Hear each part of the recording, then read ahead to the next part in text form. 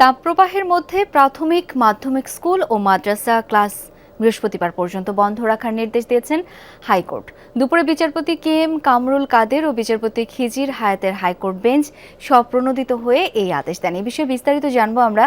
Bangla motor centre থেকে এখন যোগ দিচ্ছেন সহকর্মী মহিউদ্দিন মধু। মধু, স্কুল বন্ধের বিষয়ে আদালতের আদেশের বিষয়ে বিস্তারিত জানতে চাই আপনার কাছ থেকে। এই আদেশের বিরুদ্ধে চেম্বারে যাবে নাকি রাষ্ট্রপক্ষ?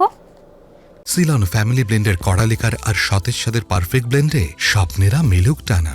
শাওন, এই ধরনের আদেশের ক্ষেত্রে চেম্বারে যাওয়ার নজির খুব একটা নাই। তবে আমরা ইতিমধ্যে দেখেছিলাম যে রমজান মাসের যে বন্ধ স্কুল থাকার ঘোষণা দেওয়া হয়েছিল হাইকোর্টের পক্ষ থেকে, সেটি যেহেতু একটি রিট আবেদনের প্রেক্ষিতে হয়েছিল, অর্থাৎ আপনি জানেন যে একটি গোষ্ঠী সে রিটটি করেছিল, সেই রিটটির প্রেক্ষিতে রাষ্ট্রপক্ষ তখন সংক্ষুব্ধ হয়ে তখন সরকারের পক্ষ থেকে তারা চেম্বার আদালতে গিয়েছে। পরবর্তীতে আপিল বিভাগের সিদ্ধান্ত এসেছে, পরে সেই আদেশটি পাল্টে গিয়েছিল। কিন্তু এটি যেহেতু হাইকোর্টের স্বপ্রণোদিত আদেশ, সেক্ষেত্রে আমরা খুব একটা দেখি না যে হাইকোর্টের স্বপ্রণোদিত আদেশের প্রেক্ষিতে গিয়ে রাষ্ট্রপক্ষ চেম্বার আদালত যায় কিংবা তারপরে আপিল বিভাগে সেই শুনানি হয়, এরকমটা আমরা সাধারণত দেখি না।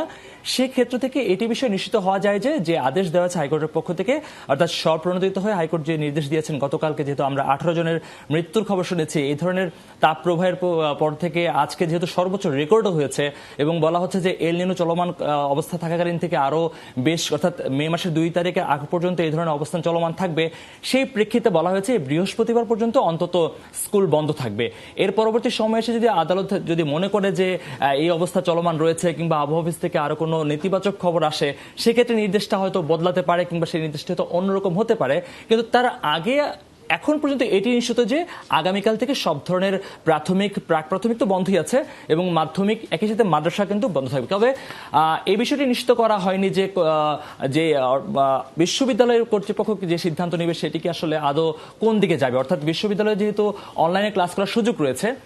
এই আলোচনাটি হয়েছে ইতিমধ্যে যে প্রাথমিক এবং গণশিক্ষা মন্ত্রণালয় থেকে সচিব জানিয়েছেন যে হাইকোর্টের নির্দেশ মোতাবেক ইতিমধ্যে তারা স্কুল বন্ধ রাখার ঘোষণাটি বাস্তবায়ন করবে। এই বাস্তবায়ন প্রক্রিয়ার ক্ষেত্রে একটি জটিলতা তৈরি হয়। আমরা গত এর আদেশের ক্ষেত্রে দেখেছিলাম যে প্রত্যেকটি স্কুলে নির্দেশ পৌঁছানোর যে সময়টুকু দরকার সেই সময়টুকু পাওয়া যায়নি। অর্থাৎ যেমন আজকে ইতিমধ্যে 4টা বেজে গেছে, অর্থাৎ আপনি এই নির্দেশটুকু প্রত্যন্ত অঞ্চলে পৌঁছাতে যে সময়ের দরকার, অর্থাৎ নির্দেশান অনুযায়ী যে প্রজ্ঞাপন জারি করা দরকার, সেটি কিন্তু পৌঁছাতে একদিন সময় লেগে যায়। এই ক্ষেত্রে যেটি হবে যে যেহেতু গণমাধ্যমে খবর প্রকাশিত হয়েছে এবং বিভাগীয় পর্যায়ে, জেলা পর্যায়ে এবং উপজেলা পর্যায়ে যারা ইউনো আছেন, শিক্ষা কর্মকর্তারা যারা আছেন, তারা যেহেতু খবরটি জেনে যাবেন, সেক্ষেত্রে সেটি পৌঁছানো অনেকটা সহজ হয়ে যাবে। তবে এটি আশা করা যাচ্ছে যে এই নির্দেশনা বাস্তবায়ন করার ক্ষেত্রে খুব বেশি বেগ পেতে হবে না এবং আগামীকাল থেকে স্কুল বন্ধ রাখার ক্ষেত্রে সর্বোচ্চ যে প্রচেষ্টা সেটি হয়তো বাস্তবায়ন করা যাবে। যেহেতু ইতিমধ্যে আবহাওয়া অফিস হিট অ্যালার্ট জারি রেখেছে, আজকে নতুন করে আবার জারি করা হয়েছে, সেটি আরো 3 দিন থাকবে এবং পরবর্তীতে এটি আরো বজায় থাকবে।